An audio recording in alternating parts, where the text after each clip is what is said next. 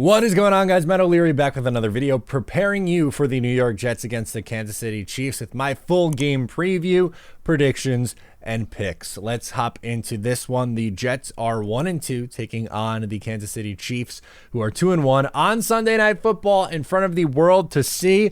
The Jets, go figure, have the 32nd offense in the NFL. Sounds about right, par for the course. 12th best defense currently.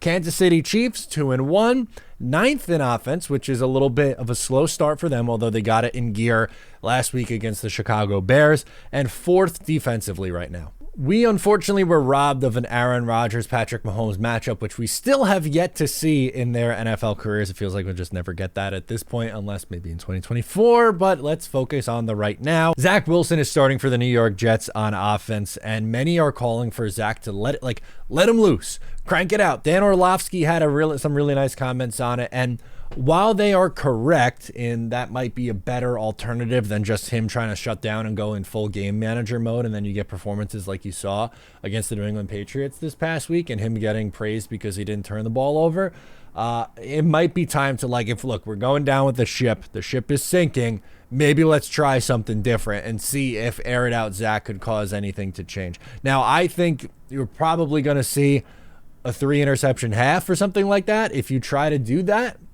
because there's very little faith for me right now, and more on the Chiefs defense in a second, but I have very little faith, as does most of the fan base, not all, most of the fan base with Zach Wilson currently, and the state of this offense is just in a really, really bad spot against one of the league's premier offenses and the best quarterback in the sport. So brutal matchup, but the Jets are going to have to try to do something different. They can't go full conservative like they did against the New England Patriots and expect to win that game, because their offense scored 10 points. That's all they were able to do in that game. And again, the Chiefs defense is good. More on that in a little bit. A big storyline from this week was Willie Gay's comments saying that they're a team that wants to run the ball. When you look on tape, what are you seeing from Zach Wilson and their offense? Damn, that was a hard question. I can't lie.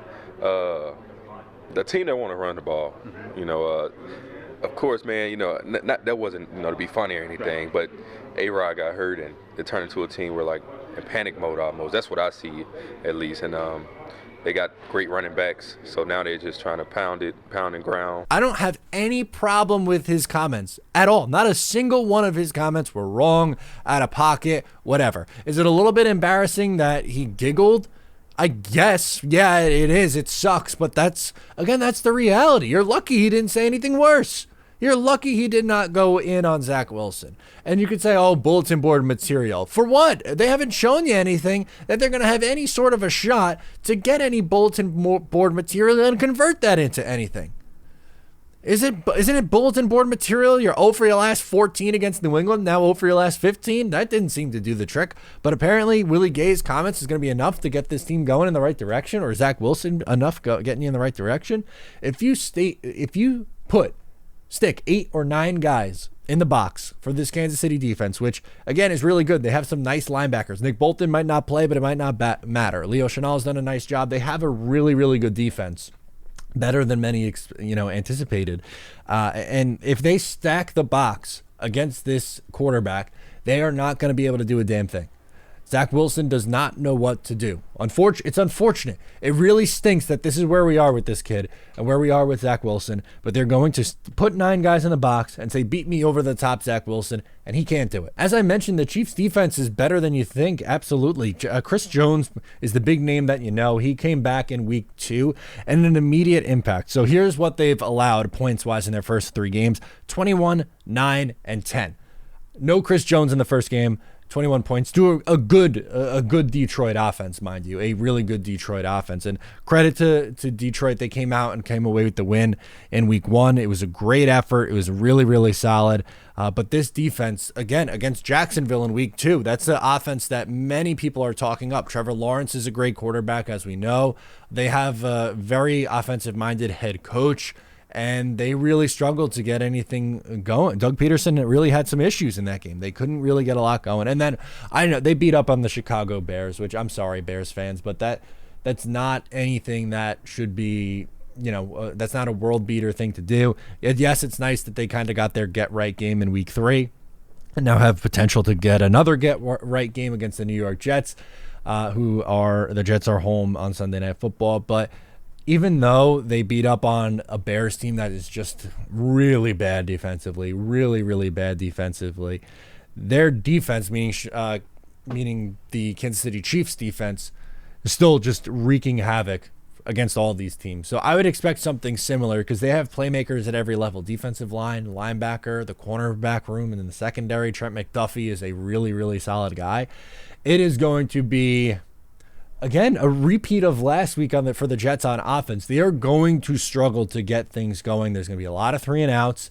They're going to be able to get pressure because they have a good defense, and on the interior, the Jets' offensive line, though, we'll give them credit. They hung up much better in their most recent unit, and I would expect that to continue this week. But it's not the Chiefs of old where it's their defense stinks and they'll get it into gear in December and then into the playoffs and end up being okay. This defense is scary, which is, again, part of the reason why I'm concerned about the Chiefs repeating this year. I think they have a really good shot to win the whole damn thing again. In order for the New York Jets to pull off any sort of miraculous effort in a win in this game, they are 9.5-point underdogs in this game. We'll make the picks later. They are going to need to cause turnovers on defense, which they did a good job of in week 1. They created 4 turnovers in that game, but they haven't created a turnover since. So they are going to have 1, if not 2, turnovers, and they probably need Xavier Gipson to return a punt return or a kick return for a touchdown, or like a punt block or kick block for a big return in order to get in this game. You need to give yourself an extra 3 possessions and probably score a non-offense touchdown or 2 to keep pace, because as good as this Jets defense is, which they are, you could only do so much to contain Patrick Mahomes and Travis Kelce. Even if you keep them to 24, that is a major win. Unfortunately, the Jets offense has very little chance of reaching 20 points. Is this the week the Jets finally utilize Mecole Hardman? Revenge game against his former team. He's only played 16 snaps in 3 weeks, 2 last week. That is an utter disgrace. And goes back to the video that I did earlier today about Nathaniel Hackett talking about, we need to pick up more first downs for guys like Jeremy Ruckert and Mecole Hardman to get on the field. That is such baloney. They could do so many different more things creativity-wise to get those guys on the field and actually going in a positive direction. That needs to change. I'm not saying give them 7 catches a game or 8 targets a game or whatever. 4 targets, couple of catches, maybe a run once a week. Get the ball in his hands. Same with Xavier Gipson. He could be utilized a lot more. All right, let's get into my stat predictions. We will, you know what I'll do, because I don't have a ton of faith in the Jets offense. I'll include some guys from the Kansas City Chiefs as well. Zach Wilson's stat line performance, I'll go 16 of 33, 210 yards. He gets over 200, no touchdowns, and an interception. Breece Hall, 10 carries, 42 yards, which is an improvement, but not where it needs to be. And, well, a big reason for that is they're going to be stacking the box.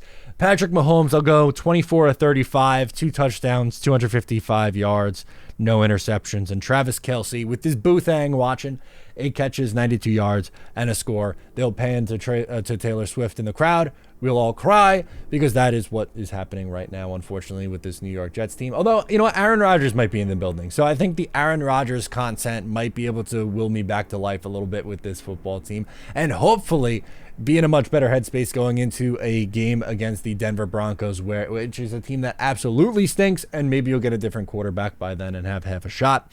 Let's get into my picks, and Casey's picks, of course, as well. I am 1-2 against the spread so far.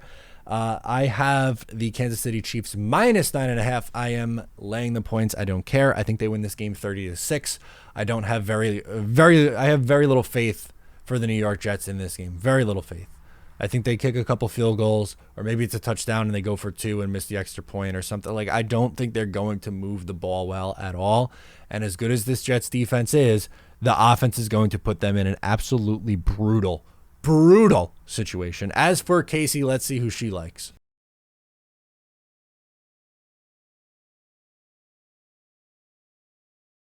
A shocker. Casey goes to the right and picks the home team, the New York Jets, getting 9.5 points. Can the Jets cover this game? Are you with Casey? Are you with me? What do you think happens? Sound off in the comments below. Let me know your thoughts. I'm Matt O'Leary, and I'll catch you next time.